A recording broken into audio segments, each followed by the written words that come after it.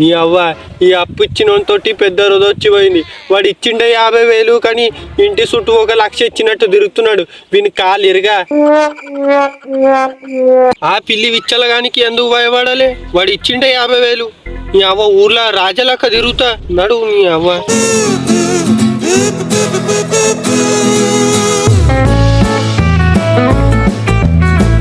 ఈ అప్పుల రావగానికి అప్పిచ్చొక నెల ఇంకెత్తలేడు. ఒకసారి వాని ఆట ఏమదో చూసి వస్తా.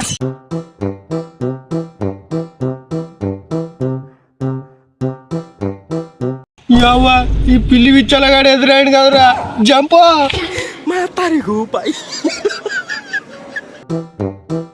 అరే రఘు, ఆ అప్పుల రావరావు గాని చూసినవారా? అదేనా ఇక అప్పులో రావారావు గాడు అందరితో అప్పులు తీసుకొని ఇంట్లో పోయి దాచుకుంటాడేమో. అవురా రఘు, నా దగ్గర 50,000 తీసుకున్నాడు. కంటికి లేడు, నోటికి లేడు, ఎక్కడ వేండేమో.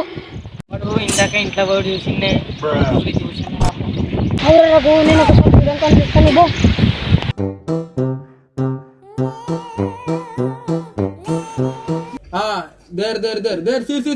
నేనట్టిగా పోతలేను, నన్ను వడగట్టి పాడగట్టి.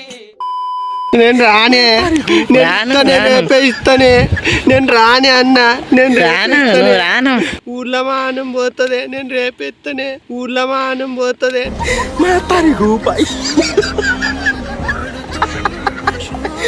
ఎక్కువగా అప్పులున్నాయని తొందరపడి అది ఇది చేసుకోనకండి. దాన్ని సరిపెట్టి తీర్చినోడే అసలైన మొగోడు. మీరు తొందరపడి అది ఇది చేసుకోకండి. అది మీ ఫ్యామిలీకి మీకే ప్రమాదం.